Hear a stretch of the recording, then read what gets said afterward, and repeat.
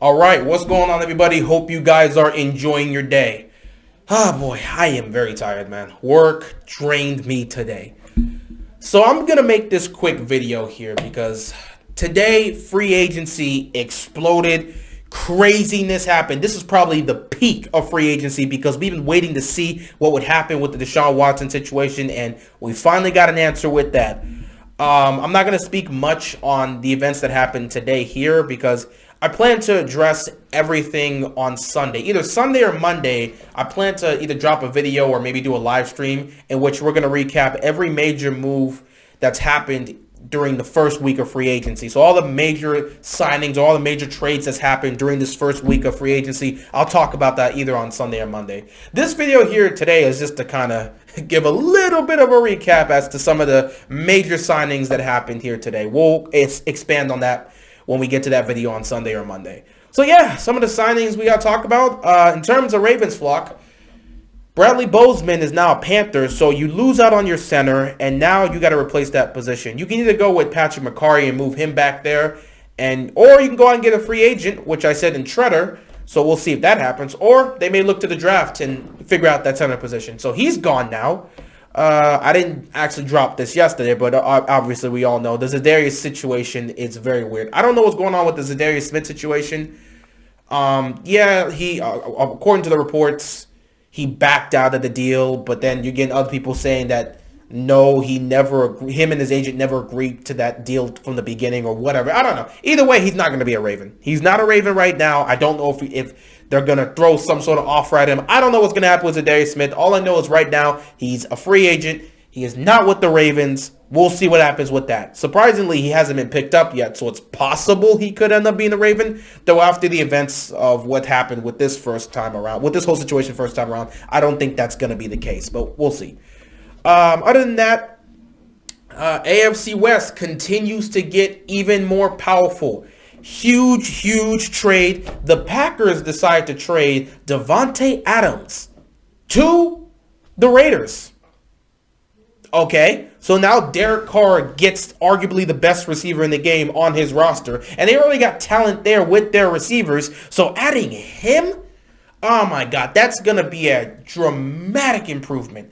A dramatic improvement for the Raiders offense, and that's going to help them compete in a brutal AFC West. So that's a huge gain for them, a huge weapon, and it's gonna change the game for the Raiders. Okay, they were already a playoff team last year. They're going to be even more ferocious, and they need the firepower if they're going to be able to compete in the AFC West.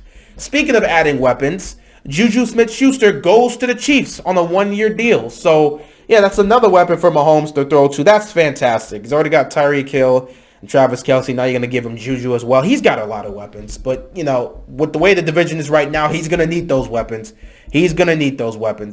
But, yeah, AFC West continues to get more powerful, and they continue to show exactly why they have now become the toughest division and the best division in football. It's not even close. Except for one move that might have made it a little bit closer, but I still would say the AFC West edges out. Let's move on to now the second toughest division in football, the AFC North. So the Baker situation and the Deshaun Watson situation was very confusing. Originally, it looked like the Browns were out of it. Reports came out yesterday that the Browns were the first team that were eliminated from Deshaun Watson's interest. And, you know, after the letter Baker Mayfield put out and after all these trades, rumors, or all these situations involving the organization and the owner going to meet up with Deshaun Watson to try and pitch a deal for him to come to Cleveland. After that whole situation came out, Baker was done. He put out that message to Cleveland, and then he asked for a trade. Cleveland responded by saying, no, we're not going to trade you. Until we can get a quarterback that's better than you, we're not trading you. Well, all of a sudden, they did get that. I don't know what changed. I don't know what happened. But for some reason, Deshaun Watson looked at Cleveland again and said, hold up. I can go to the Saints or the Falcons. They got some nice stuff there.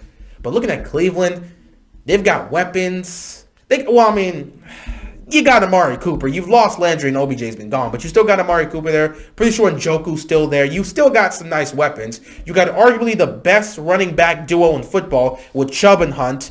And they got a great defense there. I think I'm going to go to Cleveland.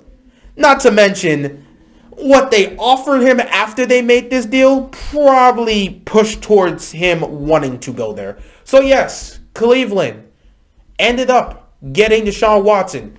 He waived his no-trade clause, and the Texans traded him to the Browns. The Browns then proceeded to give him a deal that guarantees him $230 million.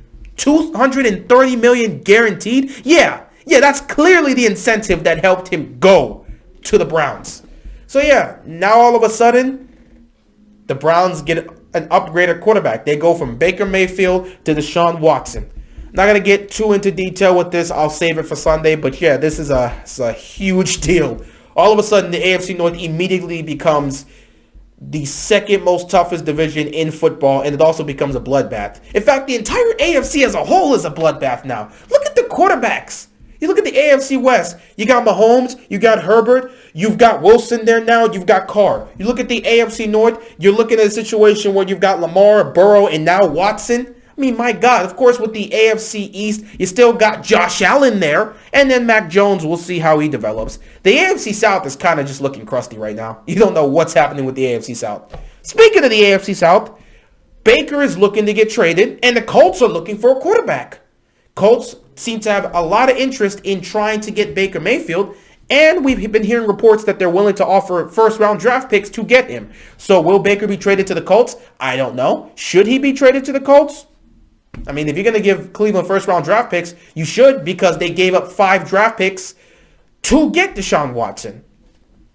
So, yeah, Baker ends up with the Colts. That would be a fantastic place for him to bounce back because, again, great offensive line there, solid weapons, a solid football team from top to bottom. They're very talented. They play great football, very concise. It'll be a great place for him to go and completely restart and try to get his career back on track.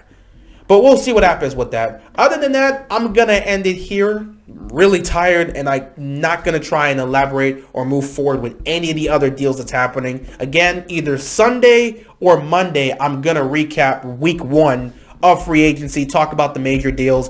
I'll give my own perspective and opinion on the whole Deshaun Watson situation because I know right now Cleveland's divided. You got a group of people that's looking at the talent the talent aspect of Deshaun Watson, which when you look at him from a talent perspective, he is arguably top 3 when it comes to quarterback position. In terms of talent, he's top 3. He's within there, arguably.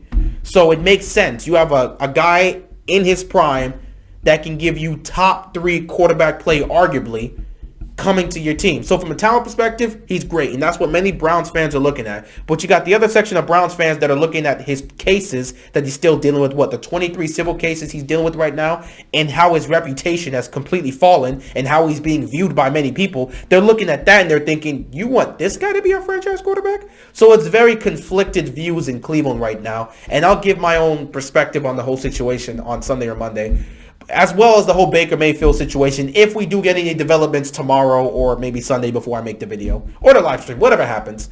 But yeah, with that being said, I'm going to end it here. Appreciate you guys, and I'm out of here, man. Peace.